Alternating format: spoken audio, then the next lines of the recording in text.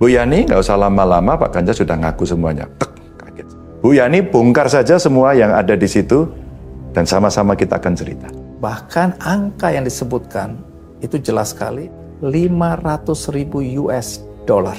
Wow. Setelah Ganjar, beranikah Andi Noya menghadirkan Anies dan Prabowo dengan tema ini? Ditulis oleh Widodo SP dari Siward.com. Persidangannya saya ikuti dan saya menjadi saksi berkali-kali.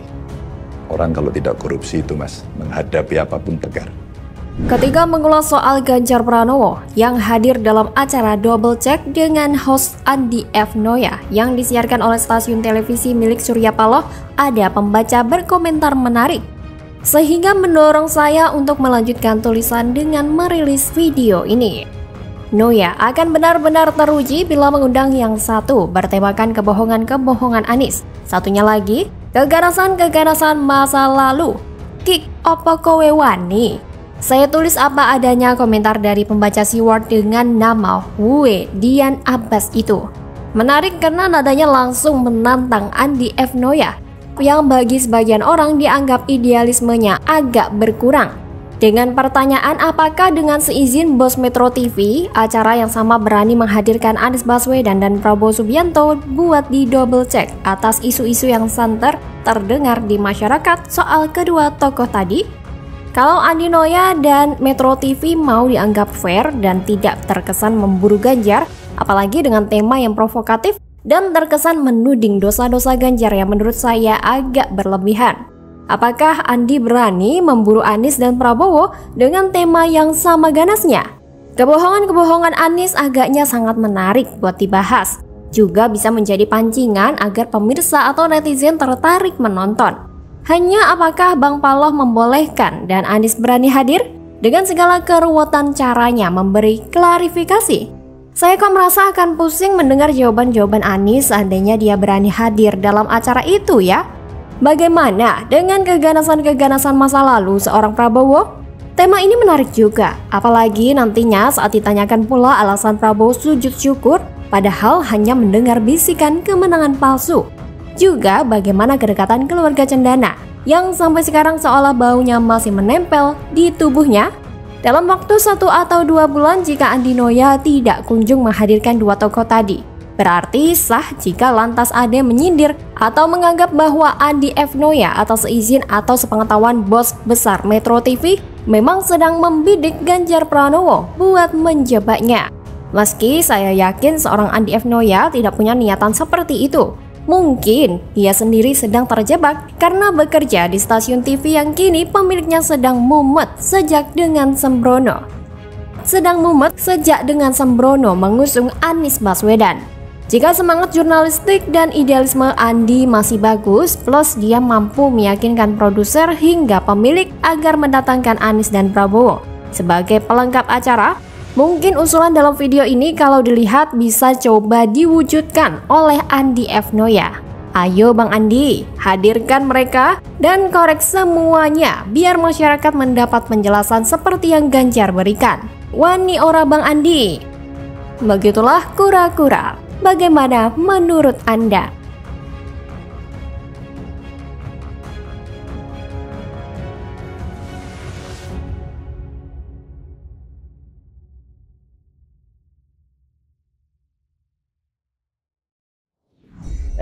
Benar aja, belum apa-apa anak buah Anies Baswedan sudah pada ketakutan. Buru-buru mereka mengklarifikasi apa yang sudah mereka lakukan. Kode keras, Sri Mulyani singgung dampak buruk korupsi, bakal diringkus nih para bohir itu. Ditulis oleh Daeng dari Siward.com. Korupsi merupakan suatu penyakit yang luar biasa berbahaya. Kita lihat di Indonesia, skor persepsi korupsi kita membaik meskipun tahun 2020 mengalami penurunan. Ada apa gerangan ketika Fadil Muhammad dan kawan-kawannya di MPR geram dan menyalahkan Sri Mulyani atas pemotongan anggaran MPR yang kalau direnungkan baik-baik selama ini tak memberi manfaat bagi rakyat ya. Mereka bisa hidup nyaman, rakyat tidak. Mereka hanya mewakili yang enak-enak saja. Tidak ingin benar-benar merasakan bagaimana rakyat hidup dalam kesusahan dan banyak kekurangan. Rupanya, Sri Mulyani sudah diketahui bakal tegas menentang korupsi. Ya, baru-baru ini Sri Mulyani, sang Menteri Andalan Jokowi, mengungkapkan bahwa korupsi merupakan sebuah penyakit yang luar biasa berbahaya. Maka barangkali gara-gara itulah banyak koruptor yang mulai was-was. Mereka tak bisa mencari alasan atau merangkai kelicikan agar tidak diketahui aksi korupsinya. Sehingga siapa saja yang merengek agar Sri Mulyani dipecat dari jabatan menteri memang harus diwaspadai. Permintaan itu jelas bukanlah kemauan rakyat Indonesia dan tidak mungkin presiden memecat begitu saja tanpa ada alasan yang jelas. Menteri yang pantas dipecat itu adalah yang terlibat korupsi seperti mantan Menteri Kelautan dan juga mantan Menteri Sosial. Kesalahan mereka ini sangat jelas, sedangkan Sri Mulyani sudah lama mengikuti Jokowi dan tampaknya sudah gerah dengan korupsi. Maka karena itulah tidak salah Bu Sri Mulyani saat ini tegas dan mengatakan bahwa korupsi adalah sangat berbahaya. Hal ini dikatakan karena sudah melalui kajian yang cermat dan menghitung teliti serta menganalisanya dengan seksama dan detail. Dan pastinya korupsilah yang merusak negara. Korupsi sudah jelas menghambat pembangunan. Bahkan utang bisa menjadi bengkak dan sulit dibayar jika terjadi korupsi. Korupsi akan membuat negara menjadi keropos dan lambat laun menjadi hancur, atau bahkan bisa bubarkan. Dan Sri Mulyani menegaskan bahwa korupsi adalah penyakit yang bisa meruntuhkan ekonomi dan kredibilitas pemerintahan.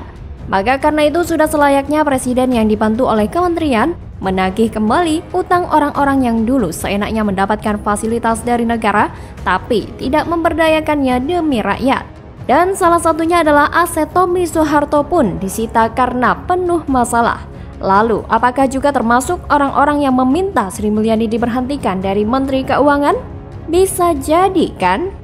Korupsi merupakan suatu penyakit yang luar biasa berbahaya. Demikian kata Bu Menteri Sri Mulyani pada acara peringatan Hakordia Kementerian Keuangan 2021 hari Rabu 8 Desember 2021. Dan tepat sekali, Jokowi melakukan gebrakan-gebrakan yang membuat gerah para koruptor. Dan karena itulah di Indonesia sendiri, tingkat berkurangnya tindakan korupsi terbilang makin membaik. Tercermin dari skor indeks persepsi korupsi yang kembali menurun pada 2020 meski tinggi skornya pada 2019.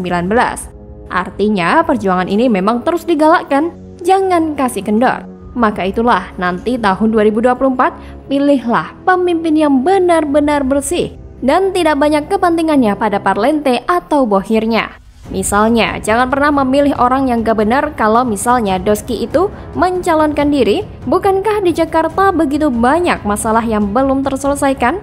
Termasuk indikasi ketidakberesan Formula E dan yang terbaru adalah sumur resapan. Kan gak benar emang.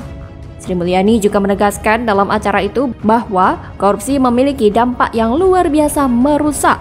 Korupsi bisa menggerus tingkat kepercayaan karena masyarakat tidak lagi bisa mempercayai satu pemerintah. Bahkan pada level DKI, sepertinya warga Jakarta sudah mulai hilang kepercayaannya kepada pemerintahan di lingkungan DKI ini. Hanya karena seorang yang gak benar yang berhasil jadi gubernur yang jualan ayat dan mayat atau jualan agama. Bu Sri Mulyani mengatakan lagi bahwa dampak paling pertama dari mengguritanya tindakan korupsi adalah kehidupan masyarakat yang menjadi semakin buruk karena terjadi ketidakmerataan penghasilan dan jumlah kemiskinan yang makin besar. Meski mereka memiliki natural resource, maka banyak masyarakatnya yang kelaparan. Tidak bisa dapat pendidikan, bahkan untuk mendapatkan air bersih pun tidak diperoleh. Begitu kata Bu Menteri Keuangan. Lalu berikutnya bisa mengurangi dana atau modal yang tersedia untuk berinvestasi. Lalu terjadilah ketidakpastian program ekonomi hingga terjadi pemerintahan yang tidak transparan. Karena siapapun yang punya kapital, dia akan berpikir 1000 kali apakah dia bisa melakukan kegiatan produktif tanpa dia menjadi korban dari korupsi yang merajalela. Dan dampak kerusakan yang disumbangkan dari korupsi ini yang juga sangat parah adalah melemahnya kualitas demokrasi. Dan akan terjadi suasana langka untuk memperoleh pemimpin yang baik.